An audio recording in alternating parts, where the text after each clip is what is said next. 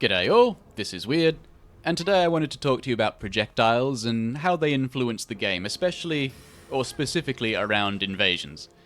I won't be really talking in the context of duels or PvE, I leave, I leave those spheres to their own experts, but in terms of invasions, I think some observations could bear to be made. Now I know I talk about projectiles and how problematic they are a lot, and that's kind of the reason for this video. I just kind of wanted to put all of these thoughts in one place so that I could avoid bringing them into every other video I produce, and give my audience a bit of a break from my ranting, because no doubt it does get a bit old. The footage you're seeing is from a gank that I hosted with my friend Woven the Weird. He's an excellent guy, he does good content, you should check him out. And for this event, we basically just grabbed the first mage in our character list and brought it out to play. Now, we had a couple of hypotheses upon starting this whole event. It's pretty well accepted among a lot of invaders that the more projectiles there are in an invasion, the exponentially harder it becomes. 2 melee players, that's perfectly manageable. 3 melee players, that's difficult. 2 melee players, 1 mage, that requires specific terrain to fight. And 1 melee player and 2 mages, dear sweet lord, you best get lucky. You best get lucky, otherwise you are just going to die. And we can demonstrate here.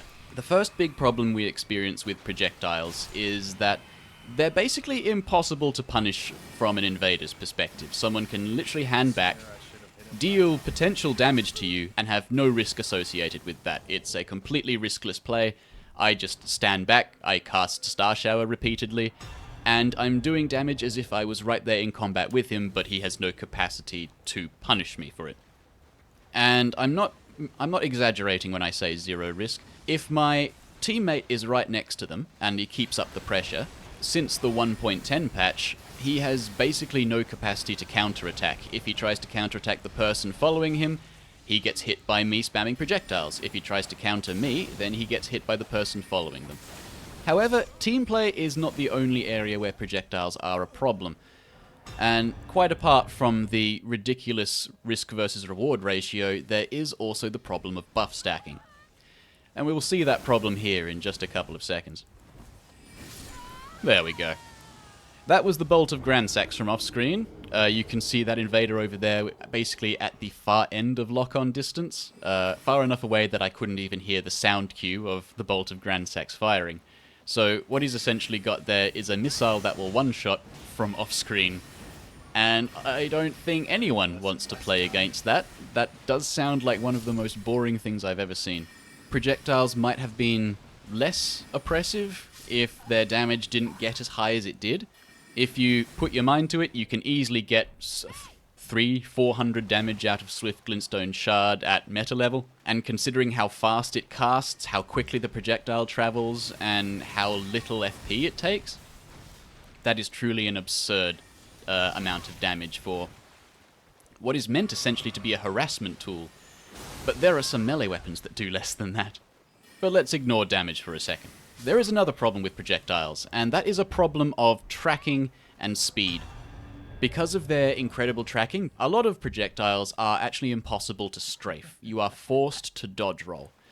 And that means that several casters, staggering their casts, can essentially trap you from any distance away. A great example of this that we don't use in this video is Ancient Death Rancor, which moves so slow and does so much stagger between each skull emoji that if you get hit by a couple of skulls, you are almost guaranteed to take the rest of the skulls to the face. And while you're staggered there, that's for a good whole second even, that's at least 3 other people who can Moonveil your face, who can Stormblade you, who can Blasphemous Blade you in the back. Like, a lot can be done in those seconds. The problem with the degree of tracking and the range on a lot of these spells is the fact that they can force rolls from invaders so very easily. It's not necessarily a problem in a 1v1, because obviously if you force rolls against an invader from the other side of the arena, you're probably not going to be able to capitalize on that. But as Woven and I have demonstrated several times at this point, 2 people spamming Moonveil or 2 people spamming Star Shower actually combo into each other.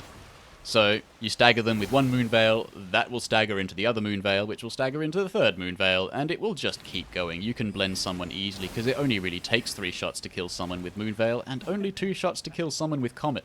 So one person casting Ancient Death Rancor and another person getting ready with a charged Comet, that's a pretty easy way to just absolutely nuke someone off the face of the earth without them even being able to get near you. And this means that if you base a build around projectiles in a gank situation, then you are afforded the ability to put essentially effortless pressure on your opponent. And what this effortless pressure encourages is essentially a complete halt to combat. As you're seeing here, actually trying to fight while there are 2 casters around is just asking to get killed. You have no real capacity to dissuade anyone from firing at you. You have no capacity to punish what they're doing. Your only option really is to find cover and try and fight them piecemeal. And if you can't do that, you may as well give up.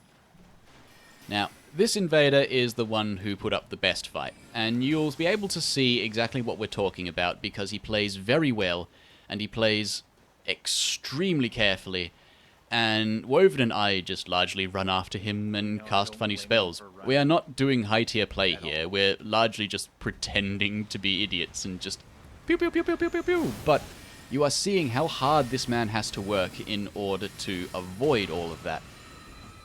So even with these mobs, even with the terrain advantage, even with the skills that this guy is bringing to the table, which are good skills, he did a good effort and a good job, he just simply couldn't manage it. And that's absurd because he outplayed us by a factor of like 2, 3? That man deserved to win. But because the way that projectiles are organized, he had no chance. It has actually occurred to me after recording all of the previous segment that I should actually name the specific projectiles that I'm talking about, because it isn't every projectile that is a problem like this. There are many that are simply very well designed, very well balanced, and very interesting to face, fight, and use. But I'll only be mentioning the spells and skills that are definitely problems. If a skill or spell is maybe in this category, then I'll just leave it out. Now to get right into it, starting with spells, we have Glintstone Pebble, Swift Glintstone Shard, Great Glintstone Shard, Glintstone Comet Shard, Comet, Glintstone Stars, Star Shower, Stars of Ruin, Night Shard, Night Comet, Glintstone Ice Crag, and Collapsing Stars. For incantations, we have relatively fewer. We only really have Lightning Spear, Honed Bolt, Pest Threads, Unendurable Frenzy, Frenzied Burst, and most Dragon Breaths. The Dragon Breaths less so than the rest, but they still do cause the same problems. Now, of course, spells and incantations aren't the only categories that have problem projectiles. For Ashes of War, we have, of course, Beast's Roar, Stormblade, Blade of Death, Blade of Gold, Transient Moonlight, Sacred Ring of Light, Glintstone Dart, Thunderbolt, Wave of Gold, even though it's not necessarily a projectile, it still acts like one, just ground-based, so I'll include it here, and Spear Call Ritual. That's pretty much the list of definitelys. There are a lot of ones that are left out that I feel could be included here, but that might be its own argument and its own video, so these are just the main ones that I'm considering in this argument. Now, unfortunately, I don't actually have any solutions to suggest to this problem. I just know that it's a problem, and I know it's for several reasons. So, if anyone has any suggestions, please chuck them down in the comments, or if you think I'm talking out of my ass, feel free to tell me so. This is very much my opinion, and I am no game designer, so maybe I'm just missing something. But if I am, then a lot of my fellow invaders are missing it too.